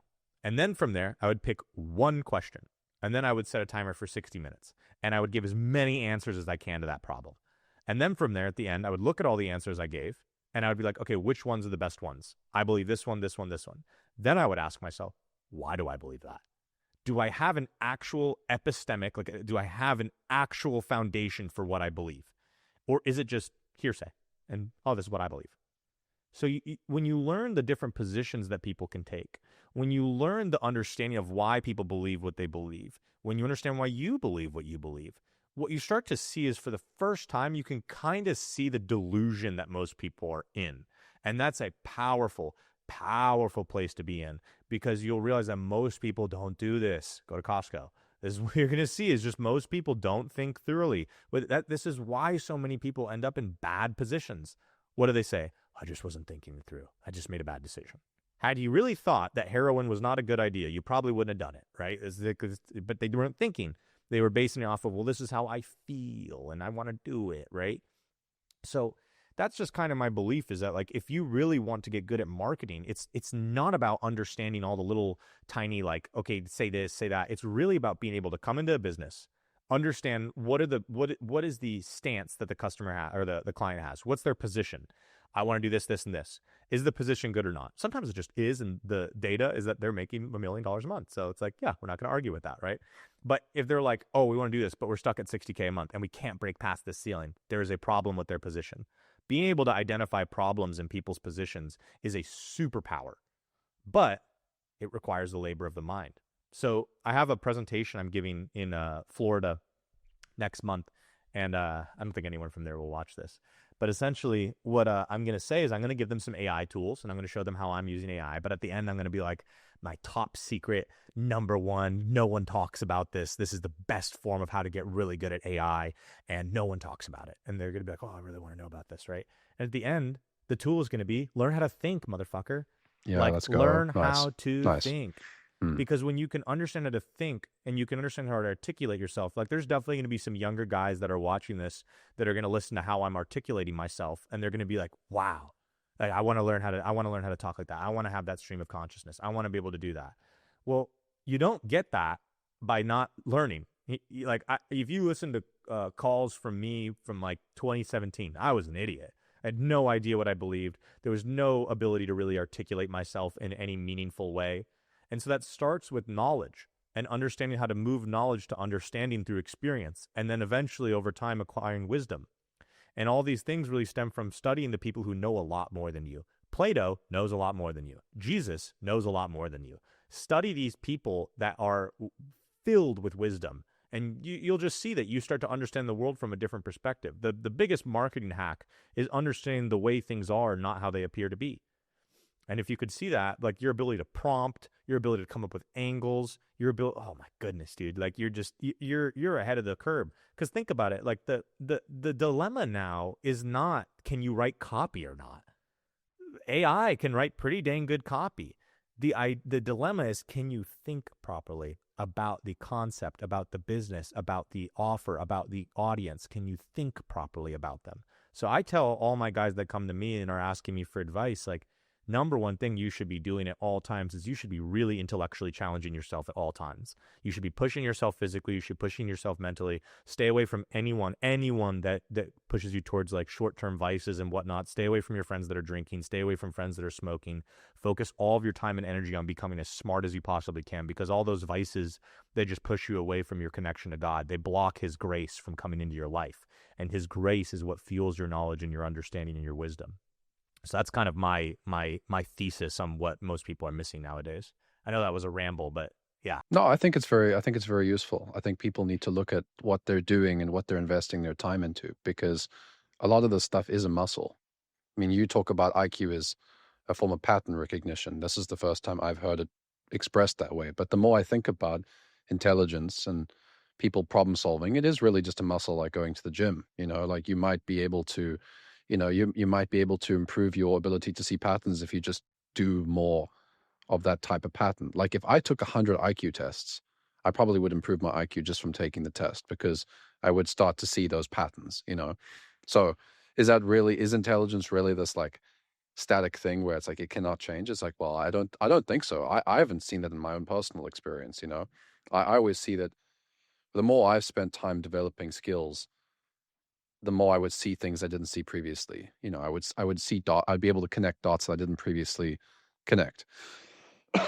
So here's a question then. Okay, so a lot of people watching this are going to say, well, I want to think more, and like you said, the labor of the mind. Is that what you said? Is that how they talk about it? Labor They don't want to. Yeah, they don't want to take on the labor of the mind. It's heavy, right? It's very heavy to sit and actually think. It does take a lot of emotional energy, physical energy. You actually can get very tired. I mean, I like journaling, so I have my notebook. It's full of scribbles. I like to use pen and paper to think about stuff, but it can get very exhausting. And I've had many times in my own life personally where it's almost an existential crisis when you think for so long about something, because you have to like completely rethink the way that you're thinking about something. So yeah, that can sometimes take me away from implementing.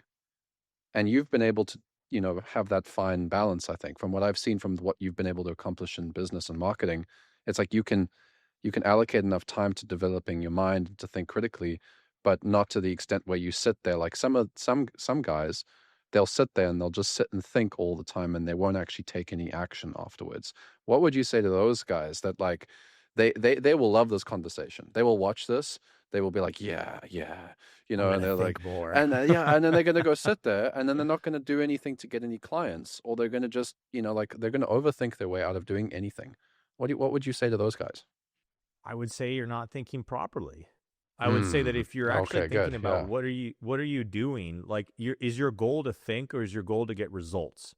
So, if the goal is to get results, then we have to understand that it's like, this is why I love the gym as an example. You can go and watch all the videos. You can go and figure out the perfect workout split, the perfect nutrition, the perfect gut optimization routine, the perfect everything. But if you don't go pick up some heavy ass weight and put it back down and pick it up again, you're never going to grow. You're never going to get bigger. You're never going to excel in the gym. And so life is just a perfect one-to-one metaphor for that, right? There's obviously there's more nuance than that at the gym, but sure, yeah. There's a great bodybuilder. His name was Tom Platz. I love Tom Platz. He's just he's like, I would rather die than not give it all at the gym. Like he's a mountain of inspiration. He's just a phenomenal individual. And I love listening to him talk. And one of the things he said is that if you can do this, you can do anything. You can do anything. That's how he sounds. But I love what he's saying there because it's so true. If you can push yourself physically to the point where I don't want to do this. I don't want to go to the gym and go do pendulum squats and go do leg extensions and leg string curls. I don't want to do this leg string curls. Laying leg curls is what I meant. I don't want to do all this stuff, right? But you do it anyways. What are you training your body? You're training your mind and your body to do the things you need to do regardless of if you want to do it or not. I had a great conversation with my spiritual father last night. And he was talking about how all the time he doesn't want to go to church. He's tired. He'd rather just stay at home. But he's like, no one else, he's the priest. He's like, no one else is going to run the service. So I have to. And he said it's a very immature, like juvenile thing to have something you know you need to do and not do it because of how you feel in the moment. And it's very accurate. It's so accurate. So like, okay, you want to make money. Money is a byproduct of sales. Sales are a byproduct of conversations, assuming that you're not selling a product. Like if you're selling a service, right? Most of these guys are selling services.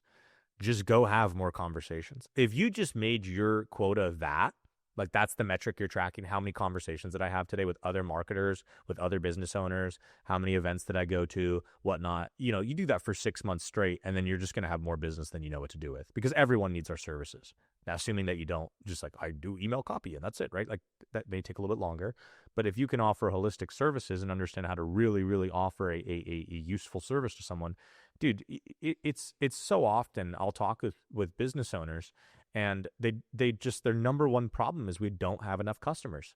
We don't have not enough people. If I could just get 10 times more people seeing my brand. And they think it's this like magic orb, when it's like, nah, dog, direct response copywriting. Like it's just setting up direct response marketing the right way. So the more conversations you have, the more sales conversations you'll enter into, the better off you'll be. That's how I made my career. I just had a lot of conversations with people. I just talked to a lot of people. I went to a lot of events, met a lot of people, and I'm set. Like I'm good. Dude, I could. Is that how you got into the room with, the Alex Jones and Jordan Belfort offers? Every single person. Just conversations. I was in a group. One person met me. They connected me with the person. They needed a copywriter. They were like, "Oh, this guy's like, he loves everything about conspiracy theories. Like, he's great about this, And then they connect me with this guy. They connect that guy, et cetera, right? Like, that's just how it works because you exist in a network, and so information moves in a network-like manner. And so, it's like you have to kind of just do the basics. Just talk to people. Just have more conversations. There's a great guy that I work with, and I love him so much. His name is Dean Kazora. Absolute unit of an individual, like runs a bunch of sales teams, has taken 15 different teams to $1 million per month, is just a phenomenal human being inside and out. That's good. That's very good. Yeah, he's one of my clients, and he's just genuinely one of my favorite people in the world. I love talking to him. We were just talking about the other day that he's like I'm in his circle and he's in my circle, and like we don't have a very wide circle. So it's like having people that, even though he's older than me by about like, I think 8 years or so, we still get along really well, mainly because, we just understand the core philosophy of it's just simple.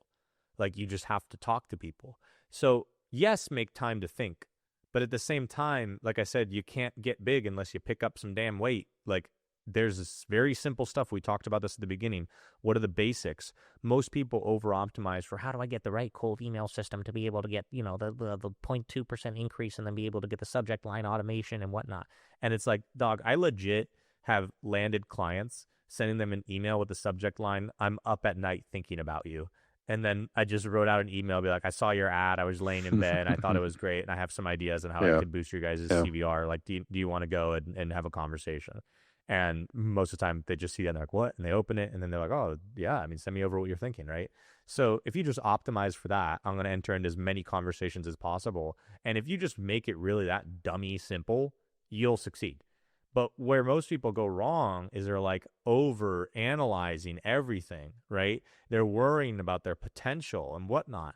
And great quote by Mike Menser. He said that potential is only something that you can understand in hindsight, meaning you never know how good you could have been unless you try. Like you can't understand what's going to happen. It's only understood in the rearview mirror. So my big thing is like, yes, think, yes, learn how to develop philosophy. That's a lifetime of education right there, is understanding philosophy and studying the different philosophers over time. Like, yes, go towards theology and metaphysics and understanding why things are the way they are and the way the world is structured and why we believe what we believe and whatnot. But at the same time, like, don't forget that you are not a copywriter, you are not an email marketer, you're not a paid ads person, you are a salesman who does that, or saleswoman. That's what you do. So you have to do sales first, and then all the other stuff happens afterwards. So it's like you don't get the client unless you do the sales. So how can we get more referral partners? How can we get more clients? Like, it's just a day-to-day, very simple thing. People think what I explain is like very complicated. I'm like, it's actually very simple. It's just that, you probably are observing it from a too high level of a perspective. You have to kind of zoom in on what I'm saying. Very simple things. It's just do the work, do the things you need to do. Great book on that is by Stephen Pressfield. I think it's literally called Do the Work. Great book. And it just talks about exactly what I'm talking about. Like, there's this sludge that you got to work yourself out of in the beginning when you've been lazy for a bit. But then after, a couple of weeks, you're now in the flow, you're not getting back into it, and you're doing it, and then you pulled yourself out, and now you got clients, and you're doing well, you're awesome. And then what's going to happen is down the road, you're going to end up back in the sludge because you got lazy. And then you're going to have to do it again. But once you've done it multiple times, you're like, I got this. It's not hard. So yeah, I've that's experienced kind of this. my philosophy. Yeah. Yeah. I think you got to get into that momentum. You got to be able to put in some work, and as you put in more and more work, it gets easier. Because I mean, the skill thing as well. Like I experienced this with YouTube. When I first started on YouTube, I'm thinking like, okay, I could do this and this and that. I could approach it this way. I could use this strategy. I could do this. I could split test thumbnails this way. I can do this. I could do that. And I'm thinking all these things. And then, my usual default decision is, all right, I'm just going to do some action, and then I'm going to get some feedback, and then I'm going to use thinking to optimize the feedback and take some things away from it. But I need to get some data. So let me just go and do it. So let's commit to a video per week. Then we move to 2 videos per week. And now it's like, cool. Now we've got something pretty cool going on here. What I wanted to say was that the reason that you do something versus just doing it, you can have all kinds of reasons why you do something, but if it gets you a good outcome, you don't have to fully understand all the intricate pieces until you start doing it. You might then start to develop better insights. So I think a lot of copywriters, this is why I'm a big believer in systems. And I think it's quite cool that we've got like a similar name for on our offers, because systems, you can get into the philosophical reasons for why you do what you do, but when you systemize something, it's like I put these inputs into this function, which is my system, and the outputs on the other side of this. And I've done it so many times that it's repeatable at this point. I can explain to you why that happens because I've got so much experience, I know.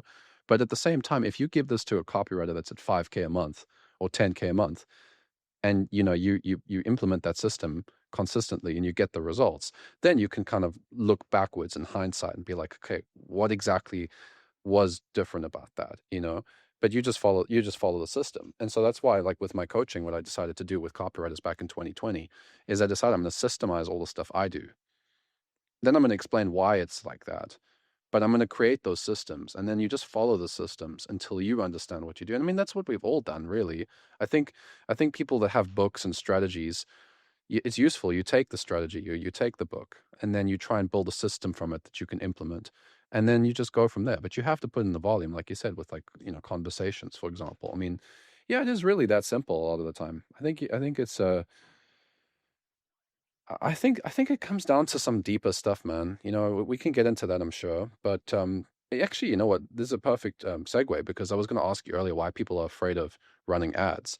And I think the reason that some people are afraid of running ads, my suspicion, is probably the same reason that people are afraid of going for big clients or anything that's kind of going to actually change their career. I have a suspicion it's pretty similar. So I'm very curious. Why is it that most people don't want to run ads for their clients? They're lazy. Like, I think that a lot of it comes down to the fact that they're like, so like, here's the thing. I'm very blessed in that I have a very wide network of media buyers. And so I don't want to be inside of, ads manager. I don't want to be inside of anything with that. I just have media buyers. And so it's like, hey, what could you do? You could easily go find a media buyer, partner with them, and basically say, hey, I'll give you 20% of every client that I land if you run the ads for it. You don't have to do anything but manage the ads. You'll be shocked how many of them are like, yeah, sure.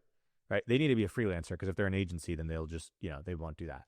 But, you could easily go do that. So there's no skill issue there, right? Like I don't know how to set up the pixels. I mean, I do, but it's like I don't want to set up the pixels and get everything tracked right now. And I probably wouldn't even do it the right way. So the reason why, though, actually is because with copywriting, what is it? I write the thing and then I'm done. You're kind of like a mercenary. You just get hired and then you're done. Maybe you have some ongoing management like email and whatnot, but you're not really responsible for a lot of the business. Like if you think about it, right? If marketing's down and you're just an email copywriter, they're not going to blame you for anything, right? They're going to blame the agency who's not doing the right job. Or the So sales I team think or a lot something, of it, Yeah. right. They're going to blame some systematic issue that's going on, and so I think it's a lot of pressure for people to want to handle that. But it's like, okay, why is it that we get 10K a month plus 10% of new cash versus like an email copywriter will get like 2 to 5K per month and they're ceilinged at that, right? Why is that? Maybe they can get a percentage of the emails, but even then they're siloed. Like they're not going to have a ton of upside with it. Why is that? Well, it's because they just don't want to take on the full responsibility. Business is really just about being able to handle big problems. The people who handle the biggest problems, Uber, Airbnb, YouTube, Facebook, right? These big, massive companies, they solve very big problems.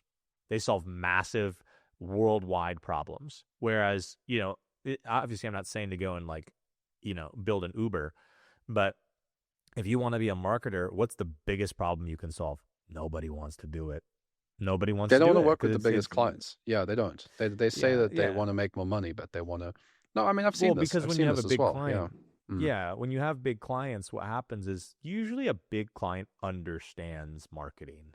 So you have to Yeah. Can't hide understand away. your stuff too. Yeah. Yeah. Yeah, so you're going to say something like if you don't understand things, and this is where you have to humble yourself in the beginning.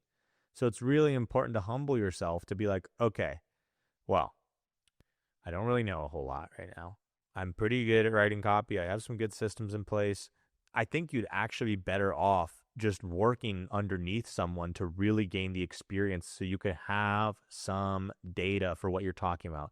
Because when I come to a client and I'm like, yeah, I think you should just improve the VSL. I don't think you need to focus on these other things. And they're like, well, why do you believe that? I'm like, well, because of this company, this company, this company, this company, this company, all these different companies were in the exact same position you are. We just improved their VSL. Their cost to acquire customer went down. They were able to increase their ad spend to double what it is now and get double the amount of customers at the same price. So we should probably do that over, you go, because then you start to realize as well that it's like every single thing you do is a new project, setting up a new set of email automations, setting up a new funnel. Like these are varying degrees of complexity that you have to take on. Do you really want to handle all that?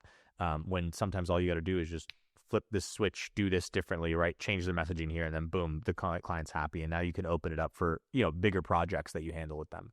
So I think a lot of it stems from the fact that most people are just like they just don't want the responsibility, and you can see this across reality.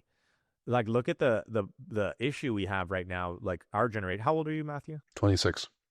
Yeah, same age. So it's like, dude, You're 26 as well? yeah.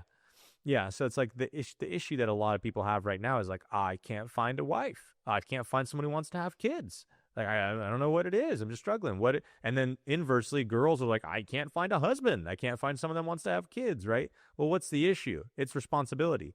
It's like, think about it like this, dude. Having a kid in like the 30s was actually like totally feasible. At 20, you could have a kid and it's easy. Like you could afford it. Your wife wouldn't need to work. You have it handled. Now, dude, like if you don't have your financial situation set and you have a kid, it could almost be like debilitating to your career. Like you could literally just be in the hole in debt from the medical bills, from everything. Like, dude, that's actually kind of crazy to think about. So, yeah. And so I think a lot of it is that people don't want the responsibility of that. But that's life, man. The more responsibility you take on, there's like this, like my spiritual father and I talk about this. There's this like inverse kind of like correlation. The higher your level of responsibility, the higher your level of fulfillment. but the lower the amount of fun that you have. The lower your level of responsibility, the lower level of fulfillment, but the more fun you're having. And so it's kind of just, it revolves around, I think that if people really looked at, okay, what is the biggest value that I could provide to a company? It's not just writing their emails, it's literally handling everything. But now what happens when you create that thesis? Okay, well, now I got to figure out how to do everything. Dude, I've dropped like 300, 400K on my education, and not college, like coaching, consulting, masterminds, programs, courses, books, everything, right? And so I basically bought myself a master's in marketing, and it's good marketing too. It's not this garbage, intellectualized version of it from university. Um, and now I know how to do everything. So now, because I've taken on the responsibility of educating myself, and because I've taken the responsibility of taking on the clients and doing all that and doing this for 6 years, now I'm at a point where, oh, it's actually like pretty easy for me to come in and figure out what the issues are. And people see that and they're like, oh man, I wish I could do that, right? And it's like, That's your do you? secret. Yeah. What do you do, right? And it's like I did this for 6 years and made a million mistakes in the process and figured out what worked and what didn't work. So, it's just a byproduct of like, if everyone will arrive at the conclusion that I'm talking about, or they won't. If they won't, that's kind of a dumb statement, but you know what I mean? Like either they're going to arrive at the conclusion that I have, they're going to go start an agency, or they're going to start some sort of, they're going to start some sort of like growth partner thing that like what I'm doing, or they're going to go and run their own offer, or they're just going to stay a freelancer. And it's totally okay if you just want to have the freedom. But what will happen is, and I've seen this with so many copywriters, they're making like 10, 15, maybe 20K a month. They're traveling. They're doing good. They're like, man, I've never had this much freedom before. But the thing that got them, there's this itch. There's this itch that like, I want to do more. I want to be more. Especially when you're a man, you have this desire. I want to conquer bigger things. I want to kill Goliath. I want to go and do big things. You're not going to do it until you learn that it's about taking on responsibility, which now means that people are dependent on you paying them. People are dependent on you running the company. People are dependent on you having the proper leadership. Your clients are dependent on you making the things actually work, and you have to do the things, and you have to work on weekends, and it's not as free, and you can't just take 8 hours off during the day. You have to get on calls. You have to answer messages. Like, these things require you to make sacrifices. And so I just look at it as like, if you want the fruits, okay, you have to plant the tree, and you have to water the tree, and you have to take care of the tree and make sure that something doesn't come and destroy the tree. And so most people just want the fruits and don't want to plant the tree. Yeah, you got it, man. I mean, that's what I've seen, definitely from, the coaching I've done with some copywriters. One copywriter told me he's so tired of clients, he wants to start his own offer. I said, oh, okay, so you want to have 1,000 clients instead? Like, Yeah, right. what are you escaping? You want to quit your 9 to 5, or you want to quit the employee freelance job so that you can go freelance. So instead of having one boss, now you have 5 bosses. You're not going to escape responsibility. Like, money comes from carrying a problem and following through to the point where you've either resolved it or you've created a higher level problem or whatever it is. You're just going to have to keep carrying more and more weight. And the nice thing is, I mean, I tell people this. I say, look, I also like the gym analogy, by the way. It's kind of cool that we've got very similar sort of perspective on the stuff. Yeah, I don't think we've come from the same coaching and had the same coaches, but it's like very similar. I've reached similar conclusions. It's like with gym, if you go lift weights and you go lift heavier and heavier weight, the weight doesn't get lighter. You just got stronger, right? So if you're carrying responsibility, you're going to get stronger from that, which means that my experience, like my personal experience of life right now, it doesn't actually feel as hard, if we were to use that word, as back when I was broke, because I'm a lot stronger today. I'm carrying 100 times more in terms of leverage, in terms of what I'm like, the eyes on me or whatever. I'm carrying a lot more, but I'm much stronger as a person. And so I find as a man, I do find that very fulfilling, and I think that a lot of these guys, you got to just be okay with the fact that you don't know everything. You don't know everything. In fact, you know very little. You don't know what you don't know. And, the more you learn, the more you realize the less you know. I think that's what I've found is like, some things with business, they're like a function almost. It's like, that's not so much learning. Like, I know that this, if this funnel is doing this, this is the problem. That's not, that gets quite obvious after a couple of years. You kind of figure those basic the basic stuff out. But the real stuff, you can spend your whole life, studying, like you said, with like philosophy, you could keep going forever. So, get past this basic stuff. That would be my encouragement to a lot of you, is like, you're making good money, get past when I say basic, I don't mean fundamentals. I mean, like, get past this, like these, just go and get consistent. Like the basic It's just stuff that's getting in your way of childish. that. Yeah, like It's just just grow past it, childish. man. Yeah. Grow past it. Yeah, yeah. I mean, the way I look at it is like you have to stop making the quotient in life. Am I having fun or not? Like that's how a child thinks. Am I gonna have fun today or not? That like if you look at the majority of the world, this is how they orientate themselves. And so what I'm telling people is not for the masses. It's for the individual who really wants to continue to crush it in life, who wants to have an upward trajectory that by the time they're 40, they're set. By the time they're 35, they're set. By the time they're 30, they're set. Right? And it's a byproduct of you understanding that fun, well, again, it's you're going to have a lot of fun, but your fulfillment's going to be low, your responsibility is going to be low, and the era of doing 20 years of fun. Tim Dillon, the comedian, had a really good segment on this on his show like a couple weeks ago, where he was like, "You're going to work on a boat." He's just like, you're making your life about partying and everything, and it's so fun. You're going to work on a boat, and that's how he's right. If you make your life just about fun, by the time you're 35, by the time you're 40, like people are a lot less forgiving to the fact that you don't have experience. So if you're young and you're listening to this and you have all the opportunity in the world to take risks, take big, massive risks. Go work for the big companies. Go take an employee job for, a year or whatnot underneath a big company. Go do the things that other people won't do. Stop making it about, am I having fun and am I living the way that people live on Instagram? That's just, it's so low tier. To me, when people say that, like, or they orientate themselves around that, around like, oh, I want to live this like lifestyle that I see everyone posting and whatnot. Dude, like, what are you doing? You're thinking in empiricism. You have no principles, and then you don't have really any. Your principle is, I want to do what other people are doing. So you kind of just default back over there. Well, we've And seen the on other top of side that, of that. Like we've actually seen what those guys actually do behind the scenes, because I know oh yeah, majority of those business coaching guys that are like living that lifestyle, every single one of those purchases is a marketing purchase. oh yeah. I mean, and think It's not about even, what I they're was not saying. even doing it for the fun anyway. So Yeah, no. I mean, think about what I was saying earlier too. Is like from that empiricism perspective, like you want to dismantle it. Do you know what's on the back end of that? Oh, he's just buying cars and he's just doing dinners. I've met these guys. They're spiritually vapid. There's nothing there. They'll like listen to me and I don't understand what he's saying. Versus, I meet someone who's really like a high level individual and they can go back and forth with me and there's respect there and they view me as a peer. Whereas they view these other guys as like, yeah, he's fun. He's a good boy. Right? But they view it that way. And so at a certain point, what happens as a man is that you want respect. Well, you don't get respect being the fun guy.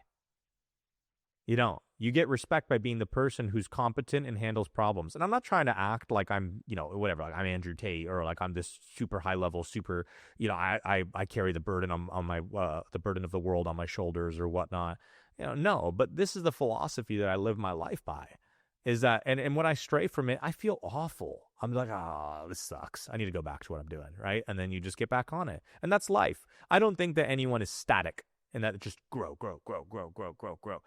What happens is you grow, you fall.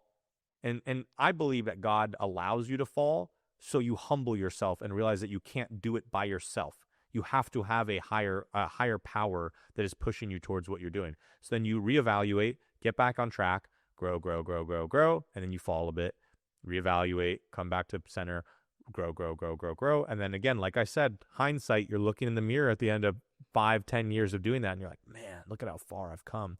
And what's the crazy part is all the progress is going to come in the last 3 years. yeah, That's what most people don't want to understand is that like, the first 3 years of my career were a grind. They were such a grind. Now we're at the next 3 years, or at 6 years now. And I'm like, man, it's been a lot easier. Right. But I'm sure when I'm going to go like 3 years from now, man, this is crazy. Man, it's going to keep going and going. It's a byproduct of just doing the right thing for a long period of time and not focusing on appearances. Like I used to really care what everyone thought about me, and I wanted to be the big guy and I wanted to pull up in the Porsche and I wanted to do all this stuff. And then I bought all this stuff and I was living this lifestyle and I was like, this sucks. This is so lame. This is so low tier. This is so low IQ. and you just realize you don't care what other people think about you. You don't care. You just wanted to like fulfill something that happened in high school where you didn't feel like you were cool or not. You weren't in the cool kids group, or you didn't really have the attention that you wanted from your parents or whatnot. And so you're just trying to patch these emotional wounds based on, how other people see you. And then eventually what you realize is nobody cares.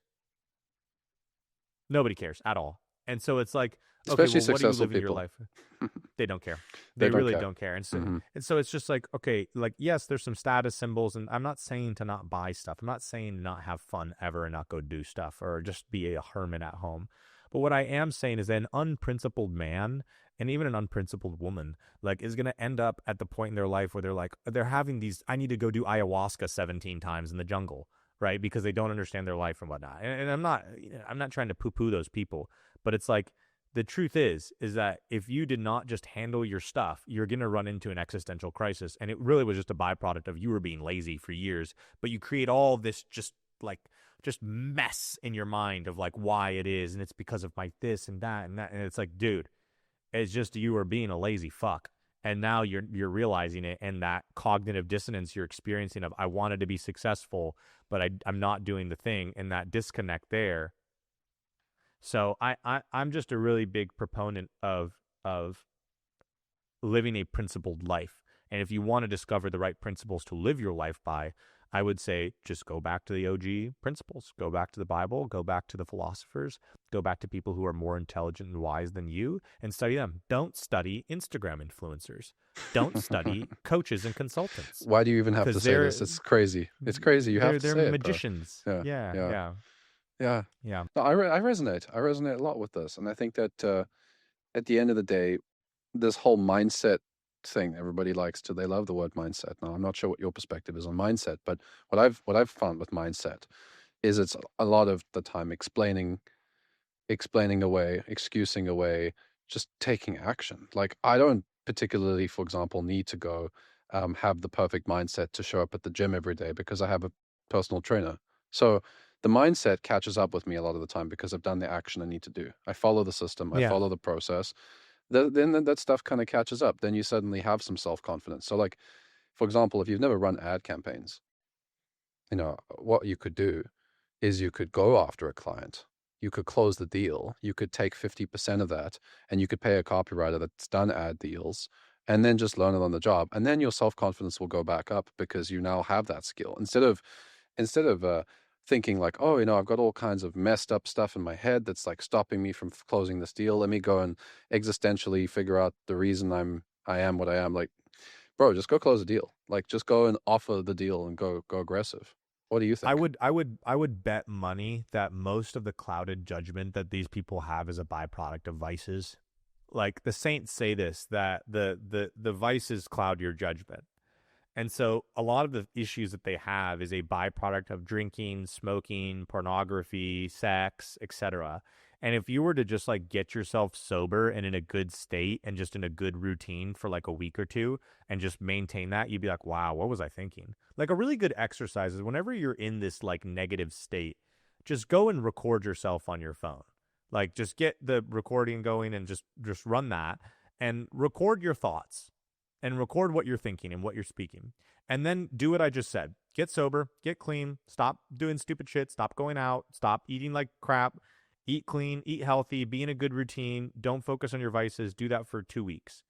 And then what's going to happen on the byproduct of that is you're going to go listen to that voice note and you're like, wow, I was being a wussy. Oh my goodness. Like, wow. Yeah. Yeah, and because you realize that your mindset is a complete byproduct of the inputs that you're putting into your life. And so when you set it up in a way where you're not doing those things, and look, guys, I'm not perfect, right? I'm the prodigal son embodied in real life. I've strayed 1,000 times, but I keep coming back because the issue is that, or the principle to live yourself by is that you're never too far gone. So it's like, if you really have been messed up the past few years, and I think that this is just the reality that I don't see a lot of people talking about in business, is they're like, you gotta want it more than you want to succeed. Yeah, but if your chemistry is just completely messed up and your testosterone is at like a level 100, and I mean like 100, not like 100 out of 100, I mean like 100 nanograms per deciliter, and then like, you're not eating proper, and you're drinking and you're smoking, and you're busting a nut every day, 4 times a day, like, man, what's going to happen is that your body is just flooded with all the wrong chemicals. All the wrong chemicals. These are the chemicals that say, do nothing. But when, as a man, you realize that like your chemistry really affects what your mindset is. I'm in a bad mindset. Okay, well, what have I done? All right, I had Chick-fil-A the last 3 days. Okay, yeah, maybe it was a little bit. No, I was going out a bit too much. Okay, yeah. All It right, sounds very okay. simple when you put it this way, man. It is simple, but that's the thing, is everyone wants to make it complex, because if it's complex, then I don't need to handle it. I have to think about it. Gives me I'm permission not to be saying, lazy again.